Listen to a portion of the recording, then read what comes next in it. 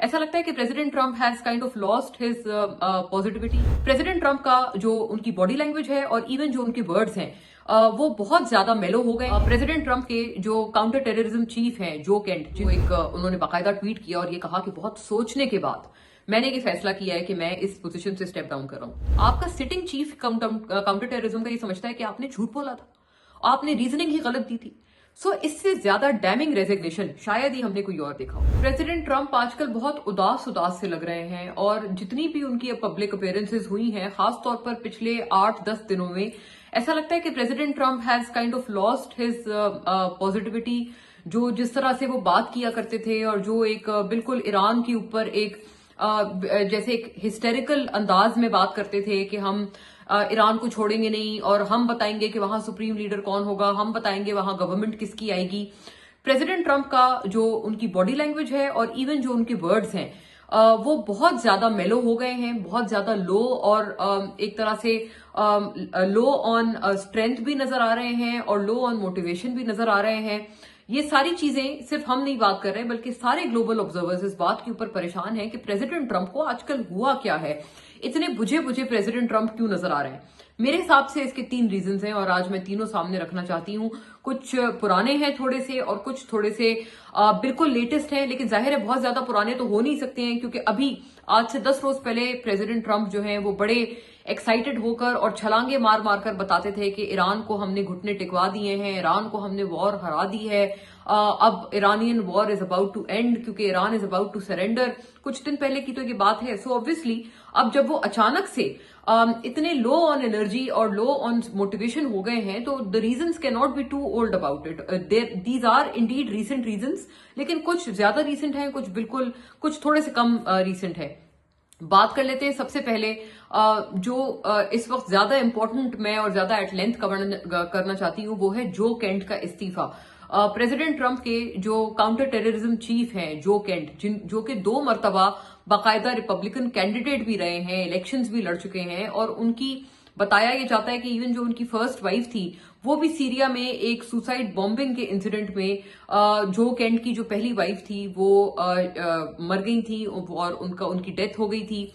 फिर उनके पीछे से उनकी फर्स्ट वाइफ के बाद उनके 2 बच्चे थे जो केंट के, जो कि उसकी जो फर्स्ट वाइफ थी उसने आफ्टर हर डेथ 2 बच्चे उनके रह गए थे पीछे, जो कि ऑब्वियसली जो केंट के पास हैं अब। तो मतलब एक पर्सनल हिस्ट्री भी है, एक पॉलिटिकल हिस्ट्री भी है जो केंट और प्रेसिडेंट ट्रंप और रिपब्लिकन के साथ उनके एसोसिएशन की। और तकरीबन 8 महीने हुए थे उनको इस पोस्ट में प्रेसिडेंट ट्रंप को सर्व करते हुए और उनकी गवर्नमेंट में, उनकी एडमिनिस्ट्रेशन में सर्व करते हुए।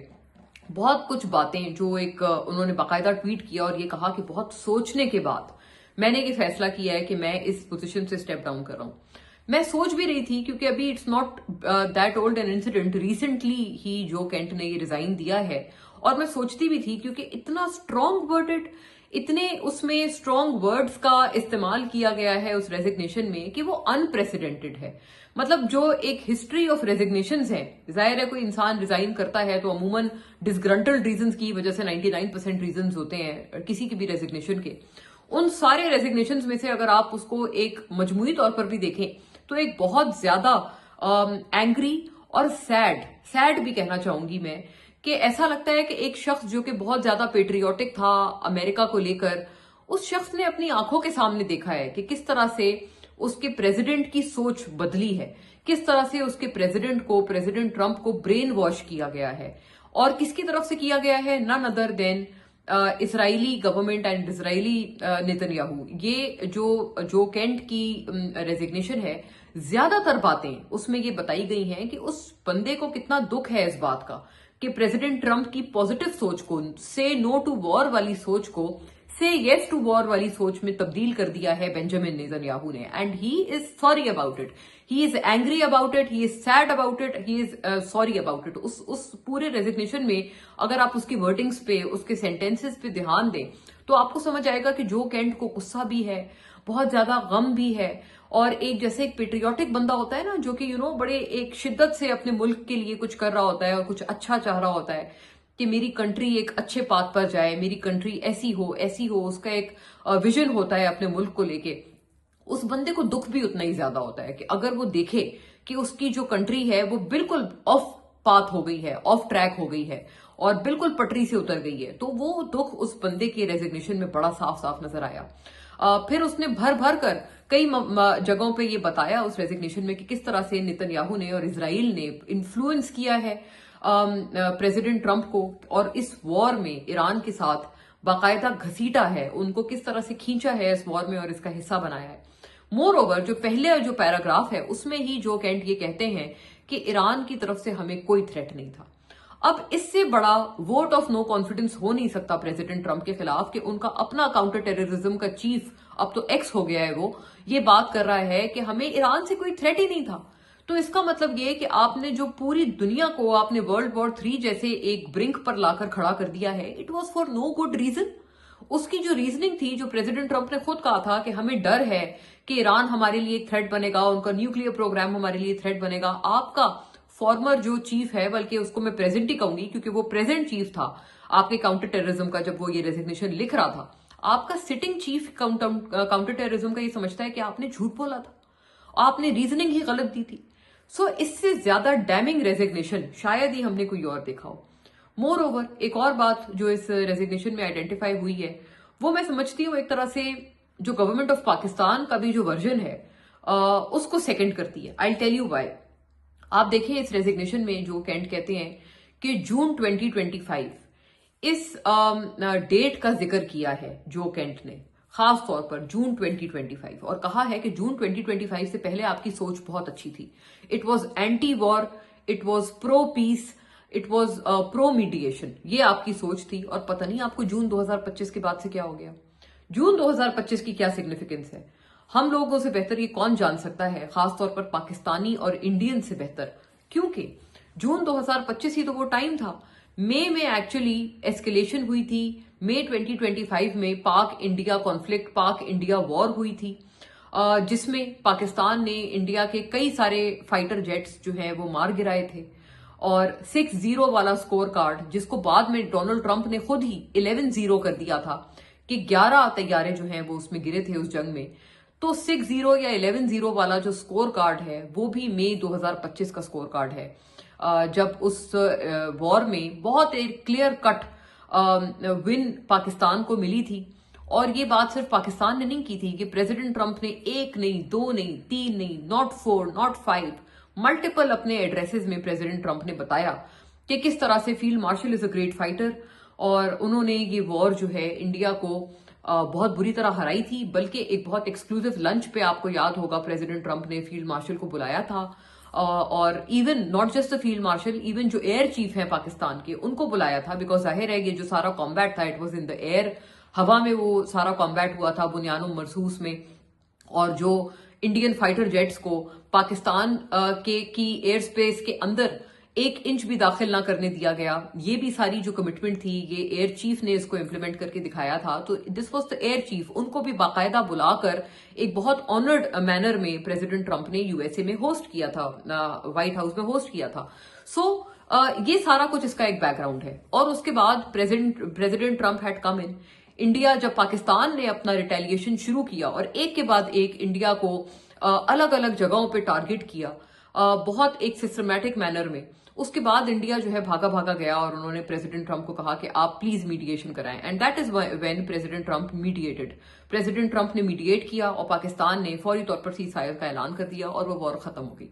इस वजह से जून 2025 की बहुत ज्यादा इंपॉर्टेंस है, जो कि जो केंट ने अपने रेजिग्नेशन लेटर में लिखी है कि जून 2025 से पहले तो आप ऐसे नहीं थे, आपको हो क्या गया है अचानक। ये जो बात है ये एक तरह से पाकिस्तानी वर्जन की एक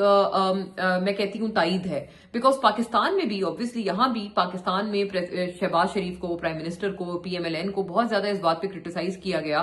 कि आप लोग प्रेसिडेंट ट्रंप की इतनी ज्यादा तारीफें करते थे, आपने उनको नोबेल पीस प्राइज के लिए भी नॉमिनेट किया, जो कि पाकिस्तान ने एक्चुअली किया था इसी कॉन्फ्लिक्ट के तनाजुर में कि क्योंकि प्रेसिडेंट ट्रंप ने इस वॉर को खत्म करवाया था, पाक इंडिया वॉर को, इस वजह से Pakistan had nominated him for the Nobel Peace Prize. अब ये एक बहुत बड़ी मैं समझती हूँ विंडिकेशन है पाकिस्तान की और पाकिस्तानी गवर्नमेंट की, खास तौर पर प्राइम मिनिस्टर शहबाज शरीफ की भी, कि जो कि उनके हक में गवाही कोई पाकिस्तानी या कोई पीएमएलएन का बंदा नहीं दे रहा, उनके हक में इस बात को लेकर मैं बाकी किसी पहलू की बात नहीं कर रही, मैं इस खास वॉर कॉन्टेक्स्ट और अमेरिका के कॉन्टेक्स्ट की बात कर रही हूं कि शहबाज शरीफ की, prime minister of Pakistan and also the field marshal, इन लोगों की जो तायीद की गई है वो किसी पीएमएलएन के बंदे ने या किसी गवर्नमेंट के बंदे ने नहीं की है। वो तायीद जो केंट ने की है, जो कि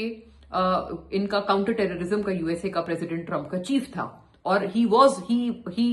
द सिटिंग चीफ जब वो ये लेटर लिख रहा था, जब वो ये रेजिग्नेशन लिख रहा था। ये बात एक पाकिस्तान को भी एक तरह से उनको विंडिकेट करती है, क्योंकि यहां पर बहुत ज्यादा तनकीद हुई कि भाई प्रेसिडेंट ट्रंप जो आजकल ये सब कर रहा है और जिसकी वजह से पूरी दुनिया जो है वो जंग लड़ रही है एक दूसरे से, और इतने बुरे हालात आ गए हैं, एनर्जी की जो सप्लाईज हैं वो पूरी दुनिया में चोक हो गई है, स्ट्रेट ऑफ हॉर्मुज चोक पड़ा है, कतर की एलएनजी फील्ड्स को आपने दे मारा, आपने ईरानियन एलएनजी फील्ड्स तबाह हो गई, सऊदी अरेबिया में वहां पर रिफाइनरीज पर हमले हो रहे हैं। ये सारा कुछ प्रेसिडेंट ट्रंप की इनिशिएशन और इजराइल की इनिशिएशन की वजह से हो रहा है। तो आपने इस बंदे को नोबेल पीस प्राइज दिया। सो इट इज जो केंट हिमसेल्फ हु सेज कि प्रेसिडेंट ट्रंप 2025 जून से पहले तक इस सोच के हामिल नहीं थे, और उसी वक्त उसी वाले कॉन्फ्लिक्ट के ऊपर पाकिस्तानी गवर्नमेंट ने उनको नॉमिनेट किया था। ये पहला रीजन है, मैं समझती हूं, कि जिस वजह से प्रेसिडेंट ट्रंप, मैं क्योंकि इसके बारे में जरा तफसील से बताना चाह रही थी, इस वजह से प्रेसिडेंट ट्रंप आजकल बड़े डिमोरलाइज्ड नजर आ रहे हैं। दूसरे और तीसरे रीजन को बड़ा क्विकली बताऊंगी, क्योंकि उस बारे में मैं अपने पिछले व्लॉग्स में कवर कर चुकी हूं। दूसरा रीजन ये है कि most prominently and most likely Benjamin Netanyahu is no more, और वो जाहिर है प्रेसिडेंट ट्रंप के बहुत बड़े पार्टनर था इस सारे काम में, और इस पूरी जंग को दरअसल शुरू करने वाला ही जो शख्स था, जिसके कहने पर यूएसए इस जंग में कूदा और ईरान पर हमला किया, वो बंदा अब रहा ही नहीं है, जिसकी ज्यादातर लाइकलीहुड यही है कि वो बंदा नहीं है। कहते हैं वो अपनी मीटिंग्स भी होती हैं, जो डिफेंस रिलेटेड मीटिंग्स हैं, सिक्योरिटी रिलेटेड मीटिंग्स हैं, बेंजामिन नेतन्याहू वहां पर कहीं भी मौजूद नहीं होता, और 8 मार्च से उसको किसी ने कहीं भी नहीं देखा। ये सेकंड बिगेस्ट रीजन है कि ऑब्वियसली इस बात की जानकारी प्रेसिडेंट ट्रंप को तो है, और होगी, अगर ऐसा कुछ है तो president Trump is very well informed about this. So ये एक बहुत बड़ा रीजन हो सकता है जिस वजह से president Trump visibly low on energy and visibly low on motivation नजर आ रहे हैं। तीसरा रीजन प्रेसिडेंट ट्रंप के लो होने का ये है कि अब आपने देखा है कि बाकायदा जब ये कतर के एलएनजी फील्ड्स पर हमला हुआ है उसके बाद, और ये हुआ क्यों है, ईरान ने वहां पर मिसाइल इसलिए फेंके हैं क्योंकि ईरान ने कहा है कि अगर आप हमारी गैस फील्ड्स पर हमला करेंगे तो हम भी, जितनी भी मिडिल ईस्टर्न कंट्रीज हैं और जो एलाइज हैं यूएसए के, हम सबको लेजिटिमेट टारगेट समझते हैं कि हम भी उनके एनर्जी फील्ड्स पर हमला करेंगे, और फिर उन्होंने किया। इस हमले के बाद कतर एक बहुत शदीद पैनिक मोड में चला गया, और कतर ने फौरी तौर पर प्रेसिडेंट ट्रंप से कहा कि ये स्टॉप दिस राइट अवे, क्योंकि हमें इस लेवल का नुकसान हो रहा है। आपको पता है कतर की जो one and only source of income है कतर की as a country, it is there gas fields, जो कि जहां पर वो पाकिस्तान भी जो है जहां से एक्सपोर्ट करते हैं, और दुनिया भर में वो एलएनजी एक्सपोर्ट करते हैं। Largest gas fields, largest LNG fields in the world जो कतर की हैं, उनको बर्बाद किया गया है। तो कतर के लिए तो ये बिल्कुल एक डू और डाई सिचुएशन है कि वो ऐसी जगह पर आकर खड़े हो गए हैं जहां पर वो सोच भी नहीं सकते थे, all because of president Trump and his war history.